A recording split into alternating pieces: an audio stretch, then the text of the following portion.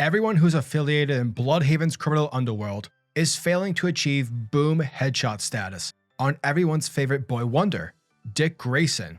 Therefore, what will happen when the criminal kingpin Blockbuster hires an assassin whose range doesn't just affect Dick's well-being, but his entire building complex? Will Dick Grayson Nightwing be enough to turn the tide, or will Wally West show up via speedster glory?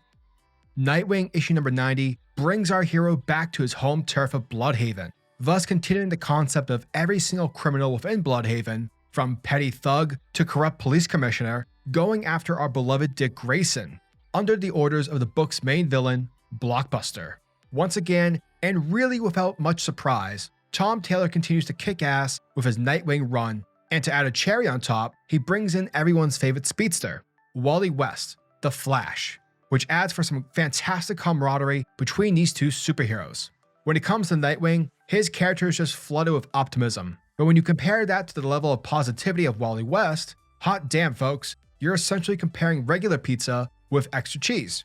And so because of that, when you add these two characters into the mix, you're basically bound to have the best day ever, because this issue nails it, with it being fun while also being a heroic dramatic book that features icons saving people from a burning building.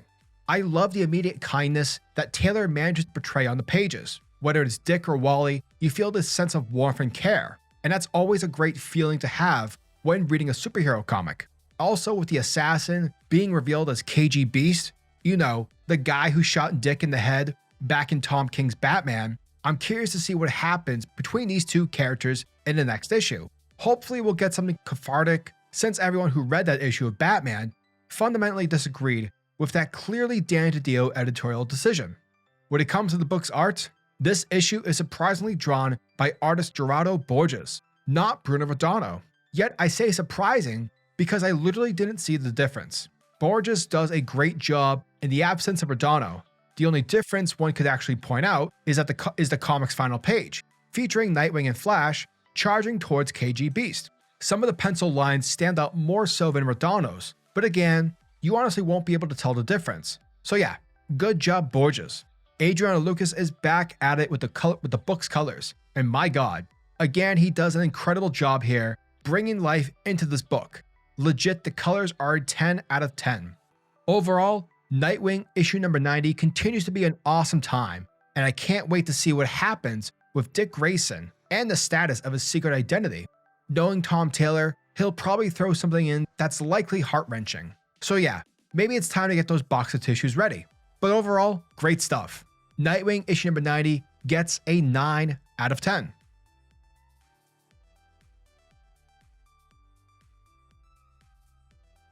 Our stories start things off in the city of Bludhaven, where Blockbuster is assuring his people that Dick Grayson will die. And despite the fact that assassins have attempted this multiple times and have failed multiple times, Blockbuster is confident that this attempt will be different, because Blockbuster isn't planning on holding back, because with loads of money, he was able to afford and acquire the services of the legendary killer known as La Agente Funebra, and I totally butchered that name, but I digress. And apparently this killer doesn't give a fuck when it comes to collateral damage. Therefore, Dick Grayson's entire apartment block will be taken out within a matter of minutes. Thus, we switch over to Dick Grayson's apartment, where our hero and his three-legged dog, Haley, are sleeping together majestically. That is until Dick is immediately awakened by his phone, due to the text message sent out from his half-sister, who, unbeknownst to Blockbuster, is actually a good person, and is working alongside her half-brother, in an effort to help save Bludhaven. But that's not going to work out so well if Dick gets blown to hell. Therefore, her message informs Dick that his building is about to get hit with a missile. And so it's here where, without a wasted second, we watch as both Dick and Haley begin to haul ass. But of course, Dick isn't the only resident living in the building. And so he smashes the fire alarm box in the hallway, which begins to blare off, thus waking up everyone from their sleep. And while everyone starts to escape the building, Dick runs into his neighbor, a woman by the name of Bridget Clancy, who, fun fact, used to be the building's superintendent before she became a doctor, where she now spends her time looking at some of the people within the building for free. So yeah, she's a kind heart. And this is where she informs Dick about Maurice, who lives on the 3rd floor, and the fact that he doesn't sleep with his hearing aid. Therefore, he's in trouble and is likely still sleeping. And so from there, Dick gives Haley over to Clancy, while he goes off to save Maurice. However, Dick Grayson isn't the type of guy to break down somebody's door. That's just rude and, completely unethical. But Nightwing is definitely the guy who would. Therefore, Dick Grayson uses the time he has to change into his Nightwing costume. And from there, after being properly suited up, Nightwing knocks down Maurice's door, which immediately causes the man to yell at him and accuse Nightwing of trying to steal his hearing aid. But in times like these, sometimes you just gotta say, fuck it, because you can't make everyone happy. Therefore, Nightwing grabs Maurice and his hearing aid and helps him to the nearest window, because within seconds, a fighter jet missile is about to hit its target. And boom, Nightwing and Maurice escape the apartment just in the nick of time. Meanwhile, in Keystone City, at the home of Wally West and his family, we pick up with Wally and Linda just shooting the shit as they try to get to bed. But it's here where Linda reads on updates on her phone regarding an explosion that's happening in Bludhaven, which is a city in the DC universe that is widely known to be the home ground for Nightwing. And so, assuming that his best friend's in trouble, Wally West suits up as the Flash, and he races over to Bludhaven, which takes about 5 seconds. And upon his arrival, Flash begins disassembling the entire collapsed building, and he's doing this so freaking fast that we see his fingers mangled in the process. But since he heals fast, it's not a big deal. But basically, this is just to show us that Flash is determined to save people, and he's determined to save Dick Grayson. Afterwards, Wally manages to locate Nightwing amongst the rubble, to which he immediately hugs our hero, because they're best friends. And rules dictate that if you don't hug your best friend on sight, then you're just a bad friend. Now, after Wally takes care of an angry Maurice, Wally finds out that the cops are on their way. Now, typically this would be considered good news, but these are Bludhaven cops, meaning that it's more than likely they're corrupt and are working for Blockbuster.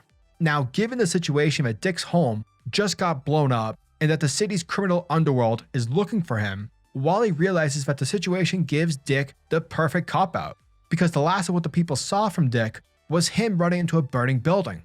Therefore, Dick can be considered missing. Therefore, he can use that to his advantage, at least for the time being, until he finds out on whoever it was that was sent to kill him. Thus, we see Wally speed his way back to his house, along with Dick Grayson, where Linda greets him, wondering if Wally did that thing where he brings someone to the house without proper warning. To which Dick replies saying yes, and now I'm feeling pretty sick. And so it's here where Wally offers Dick a place to stay at least till things begin to calm down in Bludhaven, and until they find out on who blew up the building. And before Dick gets himself some shut-eye, he asks Wally to bring over his dog, Haley, because you can't forget her. The following morning, we pick up at the Bludhaven police station, where Bridget Clancy is being interviewed by Commissioner MacLean, and he's asking her about the fire alarm. And so she tells him that Dick Grayson owns the building, and he told everyone that there was a fire. Eventually, the commissioner offers Clancy and the residents a hotel to stay at, paid by Roland Desmond, aka Blockbuster.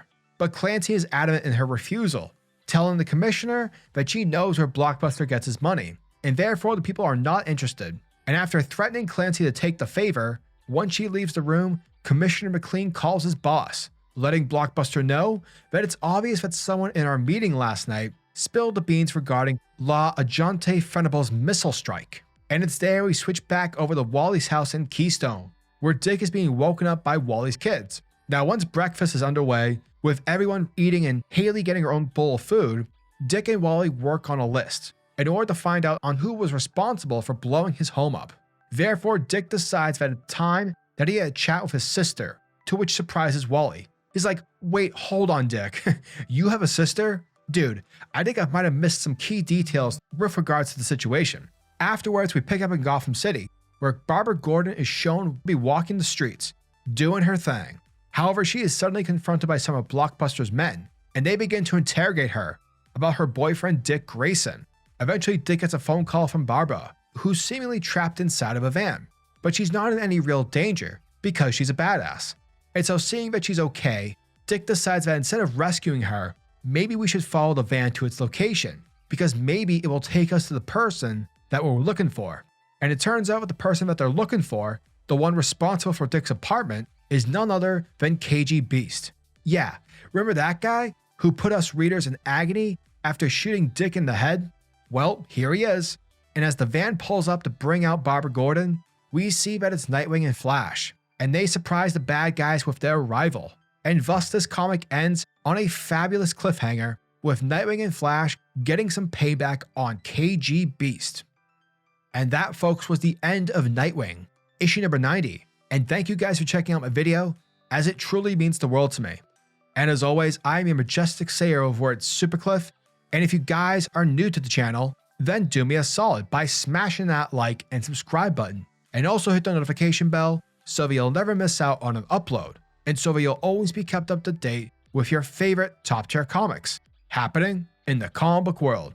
Now tell me, what are your thoughts and opinions on this issue? Are you guys excited for Wally West joining Nightwing? Let me know your thoughts and opinions down in the comment section below. And until the next video, peace.